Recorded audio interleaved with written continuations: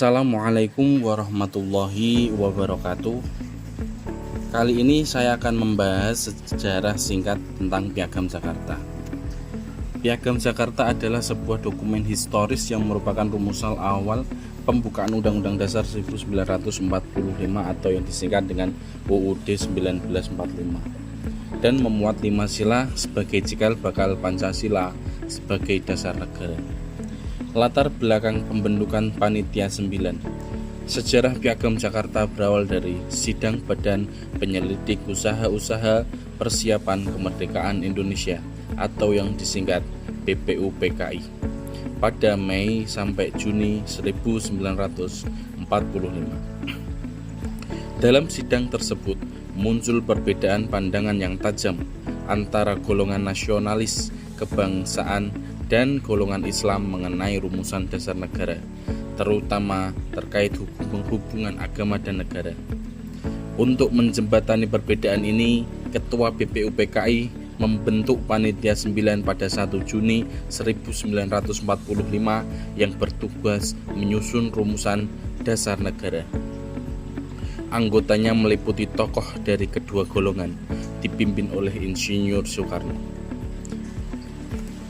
Perumusan pengesahan pada tanggal 22 Juni 1945, Panitia 9 berhasil mencapai kesepakatan dan merumuskan sebuah naskah yang kemudian dikenal dengan Piagam Jakarta. Nama tersebut diusulkan oleh Mr. Muhammad Yamin. Naskah ini selesai dirumuskan pada 22 Juni 1945 dan inti dari Piagam Jakarta adalah rumusan 5 sila yang salah satunya berbunyi ketuhanan dengan kewajiban menjalankan syariat Islam bagi pemeluk-pemeluknya.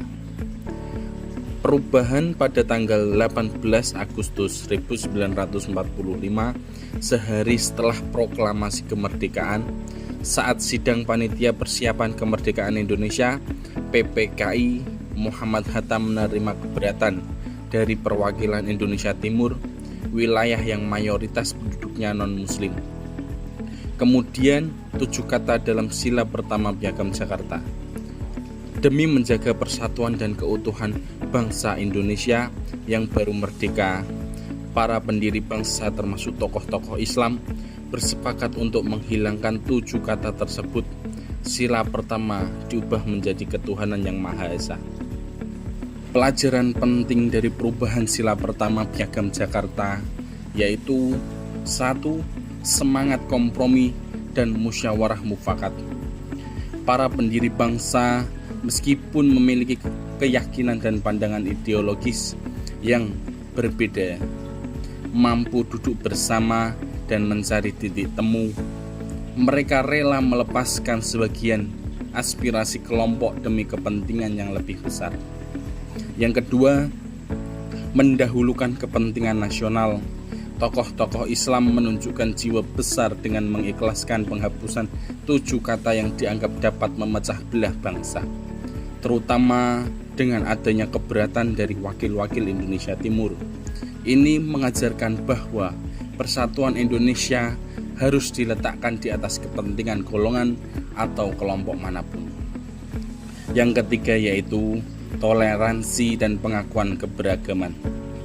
Peristiwa ini menegaskan bahwa Indonesia mendirikan berdasarkan prinsip ketuhanan yang Maha Esa, yang menjamin dan melindungi hak seluruh warga negara untuk memeluk agamanya tanpa diskriminasi.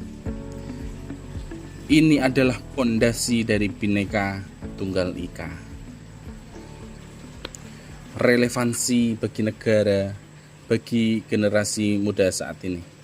Nilai-nilai dari peristiwa Piagam Jakarta ini sangat relevan bagi generasi muda dalam menghadapi tantangan modern. Yang pertama yaitu persatuan dan nasionalisme.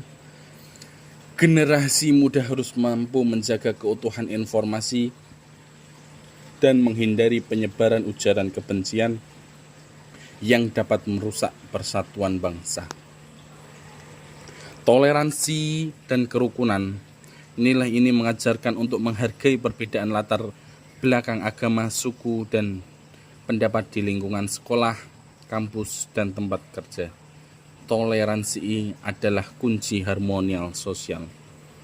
Pada intinya, pelajaran dari Piagam Jakarta mengajarkan generasi muda bahwa pondasi Indonesia adalah kesepakatan untuk hidup bersama dalam perbedaan, dan itu membutuhkan kedewasaan berpolitik dan beragama dari setiap warga negara. Terima kasih.